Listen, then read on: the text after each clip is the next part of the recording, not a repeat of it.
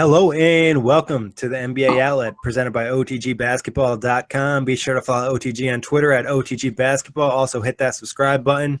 I'm your host, Nick Fay. With me as always, Harris Wichard. What's good, Harris? What's up, man? Not quite the activity that we possibly thought could happen on this trade deadline, but definitely still some things to discuss. I mean, not the blockbuster movement, but definitely still some youth movement. Yeah, we've seen a lot of movement today. It wasn't the big-time trades that we hoped to see, but they will probably impact playoff scenarios, so we'll definitely talk about that. We're not going to talk about the DeMarcus Cousins trade or the Lou Williams or Bogdanovich trade. We already talked about those. You want to check those out. We launched a new podcast series this week, OTG Fast Break. It's kind of like breaking news type of thing, so it's Harris and I. We're on there, quick 10 minutes, breaking everything down. Check that out if you're interested in that. But today we're talking about the trades that happened today, and first one, OKC and Chicago. OKC picked up McDermott, Taj Gibson, and they sent out Cameron Payne, Jeffrey Laverne, and a second-round pick. What do you think of this trade? Do you think it helps push the Thunder in a more relaxing playoff position? I really think that Gibson's going to give them a nice lift. I know McBuckets hasn't necessarily made a great impact in the league so far, given the opportunities that he had in Chicago, but I definitely think it's going to give them a nice boost. I like what Gibson had brought to the table in Chicago off the bench and sometimes in a starter role from the way he plays aggressively, help them rebounding a little bit now that Cantor's still out. So I think Gibson will help them, and Dougie McBuckets, if given the opportunity, I think will give them a night. I mean, they desperately needed some shooters. I know they have more over there, but I think this definitely gives them some nice lift. Yeah, it definitely gives them some nice lift. McDermott, you know, he's still young. Obviously, he has a chance. Westbrook's going to make him a better player. Taj Gibson, like you said, kind of gives him some extra toughness. You know, and I forgot to mention one person. Anthony Moreau is actually traded to Chicago as well. Right. But so that they lose that shooter. But from Chicago standpoint, yeah, they get Cameron Payne. I think that was like the centerpiece for them. They're really intrigued by him going forward as their point guard. And I mean, Laverne, nothing crazy. I mean, he could, develop into a nice role player maybe, and then the second-round pick. What do you think it says about Chicago moving forward? Well, I'm not quite sure it says a ton about Chicago. What, did they give up a second-round pick too? Or no, they just they received a draft pick. Yeah. Okay. Yeah, I'm not so sure it says a lot about them. The one thing that I took away from this trade deadline with the Bulls is that their main piece, and I know that was being rumored about Butler, their main piece is still intact. And I don't think it says one thing or another about them in that they'll still try to battle for I know they're giving up a couple rotation pieces, but they're still going to try to battle, for the end of the playoff spot. Yeah, I think they'll still battle, but I think getting Cameron Payne kind of gives you an idea. They're trying to get younger, get some more young players like they originally said they wanted to do last offseason. And it's been mentioned that Fred Hoiberg probably would do better with younger players to help him adjust to the NBA. He hasn't done a great job coaching vets from what I heard. So I think that could help him. And, yeah, I think losing Gibson and McDermott will have its impact. And, they weren't even a sure lock for that 8th seed, so they'll still probably be in the mix. But who knows? They might nick him out. It might make him in. Yeah, this trade doesn't really jump off the page to me. Nothing really. I mean, I think it helps OKC because it improves their bench substantially. They'll have 2 solid pieces off the bench now. And McDermott, I think if Westbrook's going to make him better, set him up with plenty of open looks. They're not really going to ask him to do much. And Gibson just kind of adds – he fits well with the toughness in the big men they already have. Steven Adams, Enes Kanter, even Nick Collison. They're all pretty tough dudes, and they're willing to bang around inside. And, I mean, that gives them another presence inside. Yeah, I think it's going to be interesting to see how Doug McDermott impacts this Thunder team. And like you said, his role is going to be different. He has never played with a person of Westbrook's caliber, and to get a shooter looks like that, it'll be interesting to see how he offensively, the minutes he plays, the attempts he gets, what kind of role he's going to play with them. Exactly. On to another trade, Toronto and Phoenix. Toronto received P.J. Tucker for Jared Sullinger and 2 second-round picks. think this is a great move for Toronto. Yeah, I mean, Sullinger really hasn't played much. 2 second-round picks isn't really anything. And they pick up P.J. Tucker, a small forward who probably can play a little bit of 4 as well, and he brings some real toughness to this team. you could make the argument it's one of the more impactful trades we've seen on obviously a smaller scale, but P.J. Tucker was discussed for several weeks that he was going to be moved, and I think this is a good spot for him, a team that was active before in adding Ibaka, now adding Tucker for a defensive presence, and definitely helps them perimeter-wise because it's going to definitely take some pressure off DeRozan and Lowry. So I really like this move for the Raptors. I think we're in agreement on this one.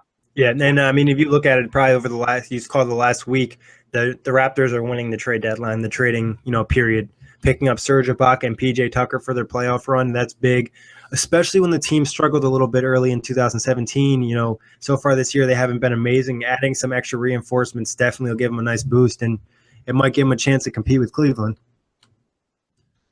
Yeah, and they need all the help they can get there. And we talked about how they needed help in the front court in Toronto, and they got that. And now adding depth in their backcourt from a defensive standpoint, it's extremely important, and not really giving away much either. Exactly. I think that's a big thing too. They didn't give away a first-round pick. They didn't give away, like Corey Joseph or any of their young players. So I thought that's important. On to another trade. This one's not really impactful. The Suns acquire Mike Scott from the Hawks for cash.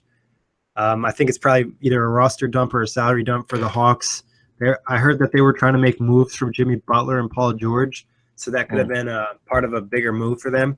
But it looks like nothing really is going to come out of that. Mike Scott hasn't done well since the Hawks had that really good season a few years ago. He had some legal issues. So, well, let's talk about another small deal that's near and dear to your heart. The Rockets giving the Nets KJ McDaniels. And the Nets, the Rockets obviously doing it for cap space, but how do you feel about this deal for your Nets? Great move. I mean, you really can't go wrong with this. You have the extra cap space anyways. The Nets are still, I think, $800K under the salary floor, so they still need to probably sign someone this year or do something. But I mean, I like McDaniels as a prospect. He's an athletic guy. He can be a defensive wing. Obviously, his jump shot's inconsistent. If he could work on that. No harm, no foul bringing him in. Yeah.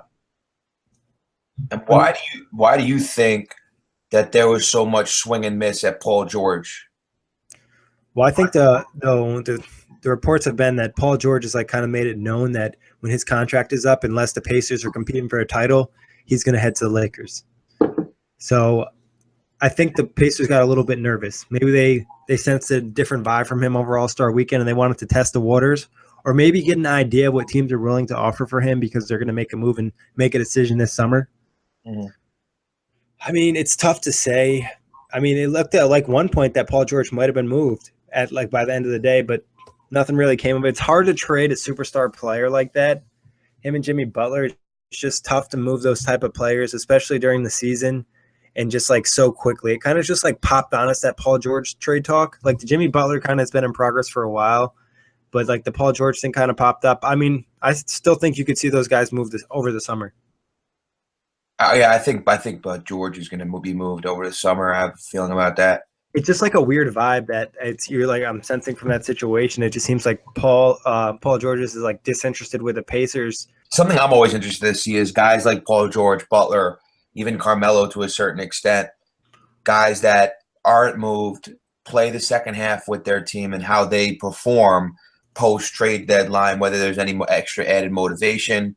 I'm always interested to see how guys, especially superstar caliber players, perform post-trade deadline. Yeah, that's very true, especially when their name's in the mix a lot and, they don't end up getting moved. It's just I mean, it has to be kind of awkward, and honestly, just thinking about it. But especially when you know that some of these, you could be brought up in trade rumors just in a few months again. So we also had another minor trade. The Lakers traded Marcelo Huertas to Houston, he got waived for Tyler Ennis. Not really a huge move there. Denver picked up Roy Hibbert for a second-round pick. That's highly protected, so really was just a salary dump. And then probably the other most substantial move of the day was Dallas picking up Nerlens Noel for Justin Anderson in a heavily protected first-round pick that's probably going to end up being 2 second-round picks. Yeah, and this is something that we've discussed for a long time about how, obviously Okafor's name was on the trading block and Noel. the decision that the Sixers made going forward of what bigs they would keep, and Embiid, made his case and made it clear that it was okay now for the Sixers to go forward with shopping out their other bigs, and Noel a new home in Dallas. Yeah, and I think the problem was Okafor's value was just so low at this time that they weren't getting any fair offers. So they moved Noel, who has played well of late and kind of had some value. I was surprised they got Justin Anderson for him just because, he's still a young player. He showed some nice flashes in his rookie year. This year he hasn't been as productive as people probably hoped. And Noel's a free agent at the end of the year, so it looks like Dallas will likely have to come close to maxing him out, I've heard. Noel getting a max? Well, for him, yeah. Wow. So, I mean, I'm not really sold on Nerlens Noel. Obviously, he's shown flashes, but I think consistency is an issue for him, and it's just his lack of offensive game can kind of be scary sometimes. That's crazy, and how the mighty have fallen in terms of Roy Hibbert a few years ago, looked at as one of the up and coming centers in basketball. He was looked at probably as the best defensive center for a little bit. Yeah, it's amazing what's happened to him. Yeah, talking about players that have kind of fell off a little bit. Deron Williams and Andrew Bogut were rumored to be waived today, so bought out. And it looks like Deron Williams is probably headed to the Cavs from most reports. Yeah, and what about Bogut? Isn't he going to the Sixers? No, he was sent to the Sixers. Sorry, he was part of that Nerlens Noel trade, but he's going to be most likely bought out as well. And he'll mostly go to a contender. It'd be kind of funny if he went to the Cavs and then he faced the Warriors in the finals on the opposite side this time. Duran and Bogut going to the Cavs. Yeah, I think D-Will can give him some nice boost. Yeah, and we mentioned how that we just both think that's the right fit. Exactly, and he's kind of he can play really well for you in flashes. He's not obviously Deron Williams when he's on Utah, or even his first or two seasons with the Nets. He can still give it to you once in a while, though. You just don't need to ask him to play more than 15, 20 minutes a game on a regular basis. Yeah, and somebody to spell some of those starters some minutes, especially when Love and Smith are going to still be out. It's just important for those guys down the stretch and not have to expend themselves. And I don't think we're going to see them going crazy after that 1 seed anyway. I don't think it's something that is a top priority for them if they have to sacrifice these last couple of months some rest in the regular season. Yeah, and I think that helps with that as well. And I think, like you said, the Cavs really they're not dying over that number 1 seed. They don't need it to get to the finals. So is it something? Is the 1 seed you think something in the grasp of Boston? Is it something that I know Boston was speaking of the trade deadline was pretty inactive for the most part, and there was a lot of rumors of them adding. They were passively active. They were one of the few teams that had multiple. I mean, you could make the argument that at some point or another you heard Butler's name brought up with Boston. You heard Paul George's name, and I think there was a point in time where Carmelo's name was brought up in Boston. So nothing going on in Boston. They really don't improve, but I still think they have an opportunity to catch the Cavs. But it's just interesting to see how, with all that activity and all that talk, nothing goes down in Boston. Yeah, I mean, I think the reason Boston's always brought up because they have probably the most assets in the league, and they can really trade for anybody, and they're in a position to contend. So, I mean, and we all know they're kind of one player away. I don't know what it says about the Celtics. If they think that bringing in Butler or George wouldn't have been enough to push them over the top, that would have to be the thought. Because, I mean, I don't think it would have been that crazy to trade some of the trade offers we've heard, them not accept it. It's like, when are you going to finally just pull the trigger and take that next step forward? Yeah. Because, you're going to get a number one pick this year, probably first pick in the draft, but there's a chance that player is obviously not immediately ready to impact your team and help you moving forward. Whereas a Jimmy Butler or Paul George is probably going to make you a contender to win the Eastern Conference this year. Yeah. No, I thought that if I had to give a prediction, I really had believed that George was going to find his way to Boston. That's what I was thinking. I have a question. Who would you rather have, Paul George or Jimmy Butler? Butler. Butler? But it's close. It's really close. And the reason I say that is because Butler has emerged as, I would say, not maybe a superstar in this league, but definitely one of the premier two-way players, but I think George has more staying power, and he's been doing it for longer. So it's to me that it really is a toss-up, but I might lean towards Butler. I think contracts not included, I would go with Paul George.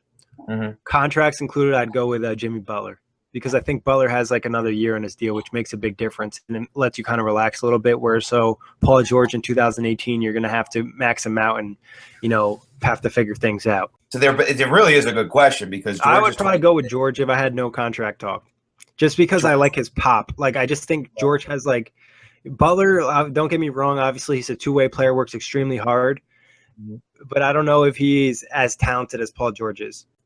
Yeah, but his offensive game is definitely he's definitely made some strides on the offensive side of the ball.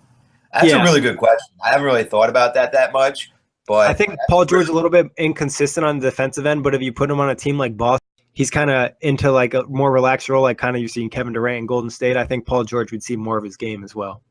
Yeah, I think that'd be an interesting question to pose on the pose on the poll on the Twitter, on the OTG Twitter poll, because I'm actually interested to see what our fans and Twitter followers have to say about that. You have to start your franchise tomorrow, Paul George or Jimmy Butler? Yeah, it is. It's a great question. It is. It's interesting. And the Celtics were in play for both. And one thing I also want to mention is that this Derrick Rose, Ricky Rubio trade was something that the Knicks were in on. It seems from what I'm seeing. Timberwolves walked away. The Timberwolves walked away. Yeah, and the thing about that is you didn't hear much about Carmelo, and that those talks kind of died down yesterday. Obviously, we knew he had to waive his no trade clause anyway, but the Knicks were right there and they were willing. They left the table. They left the offer on the table as far as straight up Rose for Rubio, and like you had mentioned, the Timberwolves walked away and balked. Yeah, and I kind of understand why the Timberwolves walked away. I don't know why they kind of wanted Derrick Rose in the first place. I guess Tibbs wanted to bring him in because he obviously had him before, but he doesn't really fit well with that team, and I don't think he sets up the young players as well. Obviously, it's been mentioned, especially along this talk, how Rubio would have helped Porzingis, but Derrick Rose really hasn't helped Porzingis. And I said this early on in the preview show that I didn't like the moves that the Knicks made because I didn't think it helped Porzingis, who should be the number one priority in New York. Yeah, and you just thinking about Rubio's leadership ability and his vision, and you'd think he'd put his arm around Porzingis, they'd have a better bond, both foreign guys. And you think that would be something that would entice the Knicks, and that's probably why it helped Melo out too. It helped Melo too. He'd set Melo up, for a great opportunity to score a lot of the time. Yeah, he's one of the better table setters in the league, no question. Yeah, his problem is his jump shot, and that does really make it difficult. But sometimes if you have a stretch big like Porzingis who can shoot, and you could put a two guard out there that can shoot, like Courtney Lee, and Carmelo obviously shoots really well for a small forward, it could kind of mask the issue a little bit. Yeah. No, I can see why the Timberwolves would turn this down, though, because they want to continue to develop their younger players, and I think they're going to keep Rubio around. I know Levine, especially with Levine out also. Yeah, I mean, I could see them. They've been, trying to move Rubio for, it seems like a year or two now. So maybe this summer they move him. They pick up another veteran guard, and they get rid of Rubio. He's not a bad player. I mean, obviously he's not one of the top 10 guards in the league, but he's still somebody who can help make players better. For sure. Well, but talking about basketball, we finally get it back tonight. Yeah. Excited. It's been a long break. And obviously, probably the number one thing we're looking for is we want to see DeMarcus Cousins and Anthony Davis. Number 0 making his Pelicans debut tonight, DeMarcus Cousins. And they're facing off against the Houston Rockets, correct? Yes, at home. Yeah, so Houston's another team that made a lot of moves too. So they've added some players. It'll be a really exciting game probably. I'm not going to look too much into it because obviously one game with a new teammate, and especially of the caliber of the players we mentioned, it's going to take a little bit of time that everyone get comfortable with each other. I think the number one question is, will they coexist?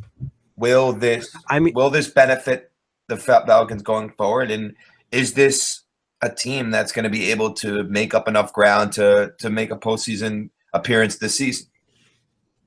It's going to be hard because I think Denver's still a good team and they're young players, so they're really only getting better.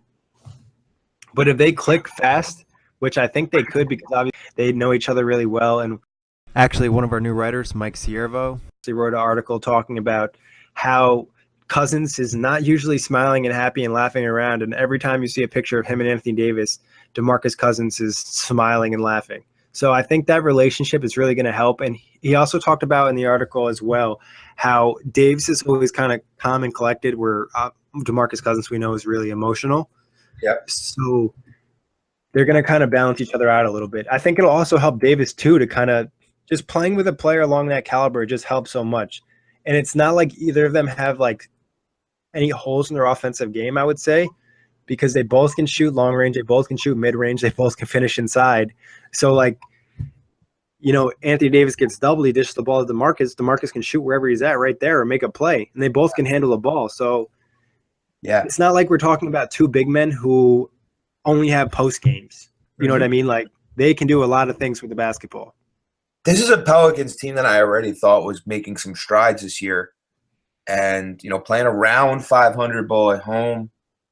I think Alvin Gentry, through all the injuries, had done a solid job thus far. And now he's faced with an exciting challenge. It's a challenge, but to him, he has to interpret it as an exciting challenge to try to see how he can incorporate these two. It's, I want to say, a coach's dream to bring in Cousins, but I think with the way this team is set up, they obviously have to add some pieces to be amongst the title contenders. But the way this team is set up, it's definitely going to cause havoc amongst front courts around the league. Yeah, I mean, in the playoffs, it could be an issue just because obviously the starters play so many more minutes. And Drew Holiday has looked great. Yeah. And adding a player like DeMarcus Cousins is only going to make him look better. I think that three-player combo right there, I think he'll re-sign in the offseason, and that'll be their core moving forward. And they're all pretty much about to enter their prime, and they're all looking great, like great players. So, yeah, I mean, I'd be pretty happy. Holiday, remember, missed the first 15 games of the season? Yeah, exactly. This is a team that started 0-8. If you remember, they started 0-8. And imagine they've just won two of those games. They'd be in great shape right now. They started 0-8 and have since then have played around 500 ball. And now you add Cousins to that mix. So it's definitely going to be interesting to see how this – and I think NBA fans around the country tonight will be tuning in to see how this works out. Yeah, this game will definitely catch some hype. Yeah, for sure. Is there anything else that you're going to be, keying on in this final stretch of the season? I honestly want to see as far as the one seed in the East is something interesting. As far as the contenders go in the East, like Washington, Toronto, and Boston, which one of these teams emerges as the clear-cut challenger to the Cavs in the Eastern Conference, and what the Clippers are going to do? I mean, I think it's going to be interesting to see this last stretch run for them and how they position themselves going to the postseason. I know Paul was cleared to play tonight. Yeah, talking about that, Paul's coming back. It looks like Pau Gasol should be back soon. Enes Kanter should be back soon. Jeremy Lin should be back soon. If not all tonight or the next day, around this week, they should be back, which is exciting news. Yeah, for sure. And like I said, I think that it's going to be interesting to see who emerges out of the East to be the challengers over there. Who's your pick? If you had to pick, your Washington. team. Washington. Yeah. I think that Bogdanovich trade really helps them as well. It really gives them a little bit of pop to their bench. Yeah, I think Washington, Boston. If everything stays how it is right now, we could see a really good second round series in Boston and Washington. Yeah, all like the top four teams in the East they're looking good. The Raptors really made some good moves. Yeah, they did. Ibaka and Tucker bring they bring some toughness and some defensive ability. Ibaka obviously isn't the defender that he once was, but his offensive game gives him something at the 4 spot, pretty much where they're getting much to nothing other than Patrick Patterson. So it's going to be a really interesting race for the top 4 seeds in the East and see how that all goes down. The second round of the Eastern Conference playoff should be good regardless. I mean, other storylines we're going to be looking at the MVP, how many triple doubles has Westbrook finished with. I think it's going to come down to him or Harden for the most valuable player award. And I think the Rockets, if the Rockets continue to do really well and they win a ton of games, they win 60-plus games, it's going to be hard for Westbrook to win, especially if Harden puts up those type of numbers. just because they're gonna, win so many games. And in the past, obviously, the team that wins the most games ends up with the MVP. It always seems like. Who's going to win the West? Who's going to win the 8th seed in the West? It's coming down to what it's looking like going to be the Nuggets, Trailblazers, and Pelicans. You'd have to think the Kings are kind of out of consideration now. Yeah, imagine the Kings play like amazing all of a sudden. It's like that would be funny. But what about you? Is there anything specifically that sticks out?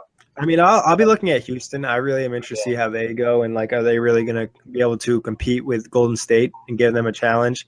I also want to see if Cleveland lands Darren Williams and if they possibly land Andrew Bogut. I think that would be huge. And that would really give them a nice boost to match up with Golden State, just with all that talent they would have, and they would actually have a bench too. So, and they would have just so much versatility. I think that would be that'd be a key thing I'm going to keep an eye on. But and I know the Jazz have kind of gone under the radar a little bit, but yeah, the Jazz definitely have too. They have plenty of young players too, so they had asked around for a few guys, but they have no need to make a move really. Yeah. Personally, the one thing I'll probably watch is Jeremy Lin and Brook Lopez. I want to see how that works. They've only played 10 games together with Lin's injuries, so see if I can get some good chemistry in that, and probably watch Karis LeVert develop a little bit more. I really think that kid's going to be great. Yeah, I really like him as well, and I think if the Nets kid could find some talent like that, late 20s, like we talked about yesterday, where their draft picks could possibly be, I think he could be one of the nice young players in this last year's draft class, and hopefully they could find talent like that. But I think there's going to be some stuff to look at in Brooklyn, like you mentioned, Lin coming back. And again, another guy that stays is Lopez. I saw someone tweet this. Brook Lopez is undefeated against the trade deadline because, I mean, Brook has been mentioned in trade rumors what it seems like his entire career. And credit, though. He's been a professional about it. Exactly. I mean, this is one reason that Brook's one of my favorite players on the Nets, if not my favorite, just because of his personality, the way he handles himself. And he's always says that he wants to play on the Nets his whole career, even though they tried to trade him a million times. But I like what the Nets did this year. They really didn't, I don't think, try to trade Lopez. They set a high bar. If someone wanted to throw a lot of picks at them or throw a good trade offer, they would take it, but they're not going to go and just take nothing. There's no need to move him. Yeah. Especially if he's not complaining about being part of the rebuild. A lot of the time when your best player is somebody who's averaging over 20 a game and is probably one of the best offensive centers in the league, he's not complaining about being there, and he has no problem losing all these games. You have no need to push him. Obviously, if you can get assets, you get assets, but if not, oh well. Brook has been, like you talked about, the complete professional team-first guy that you need from a superstar or borderline superstar, but star, and he just needs help. And that's the bottom line. He just needs help. Yeah, I think they're definitely doing the right direction. It was kind of nice to be at the trade deadline and see the Nets not trading away a first-round pick and getting one back. It was kind of a weird feeling.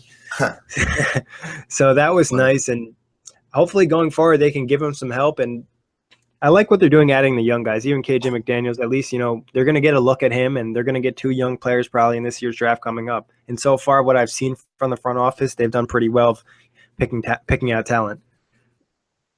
I think they're in the right direction. You got to give him credit. Yeah, exactly. Sean Marks has done a good job. Kenny Atkinson has done a good job as well. So I'm excited. Obviously, they're not going to make the postseason anytime soon, but heading in the right direction says a lot. Yeah, for sure. But that wraps it up. We'll catch you guys on Saturday again. You got to hear us a lot this week. Let us know if you liked it, hated it, or whatnot. But just hit that subscribe button. Yep, and we'll talk to you this weekend, and enjoy Cousins' debut.